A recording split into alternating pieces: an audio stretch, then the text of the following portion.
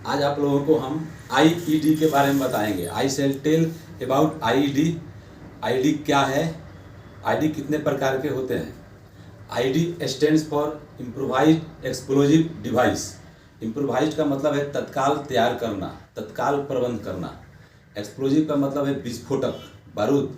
Device का मतलब है यंत्र, अर्थात विस्फोटक पदार्थों और यंत्रों के प्रयोग से तत्काल प्रबंध कर लेना। आईडी जो है आतंकवादी संगठन के द्वारा बनाया जाता है। यह अपनी मांगों को पूरा करने के लिए, देश के आर्थिक नुकसान पहुंचाने के लिए, जनता के आर्थिक नुकसान पहुंचाने के लिए, जनता में भय पैदा करने के लिए तथा शासन और प्रशासन को नुकसान पहुंचाने के लिए आईडी का इस्तेमाल किया जाता है।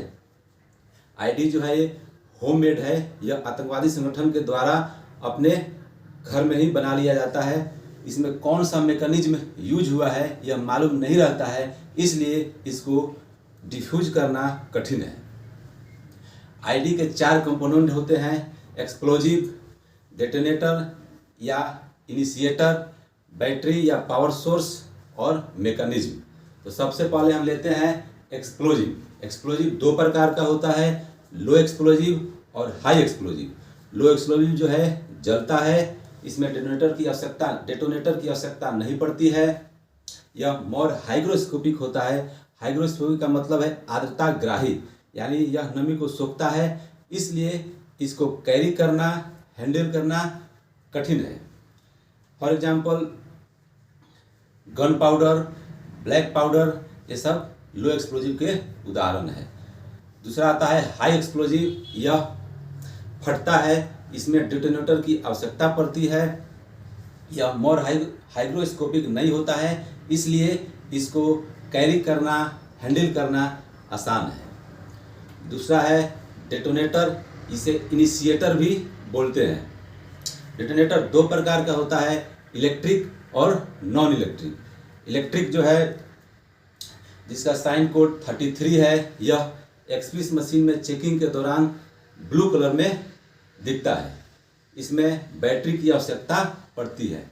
नॉन इलेक्ट्रिक जो है इसका साइन कोड 27 होता है। यह मशीन में चेक करने के दौरान ग्रीन कलर का दिखाई देता है। इसमें बैटरी की आवश्यकता नहीं पड़ता है, इसमें सेफ्टी फ्यूज की आवश्यकता पड़ता है। तीसरा है बैटरी या पावर सोर्स।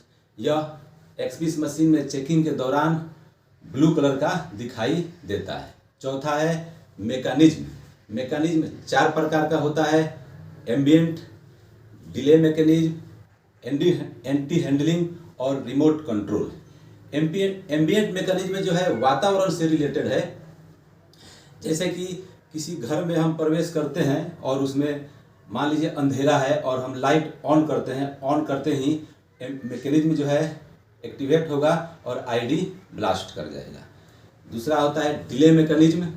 यह इसमें जो है टाइमर, पीटीडी लगा हुआ होता है, इसलिए टाइम से रिलेटेड है, यानी आईडी सेट किया रहेगा, टाइम होते ही आईडी ब्लास्ट करेगा। तीसरा है एंटी हैंडलिंग।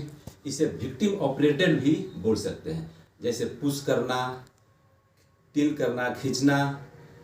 जैसे हम किसी दरवाज़ा को ओपन करते हैं, पुश करते हैं तो आईडी ब्लास्ट हो जाता है। जैसे ज़मीन में आईडी सेट हुआ है और हमारा पैर उस पर पड़ता है, यानी पुश होता है और आईडी ब्लास्ट हो जाता है। चौथा है रिमोट कंट्रोल। इसमें इंफ्रारेड एफएम ट्रांसमिशन का प्रयोग होता है। जो ही रिमोट कंट्रोल ऑन करेंगे रे जनरेट होगा और आईडी का मैकेनिज्म एक्टिवेट होगा और आईडी ब्लास्ट होगा। तो ये है आईईडी, इम्प्रोवाइज्ड एक्सप्लोजिव डिवाइस। धन्यवाद।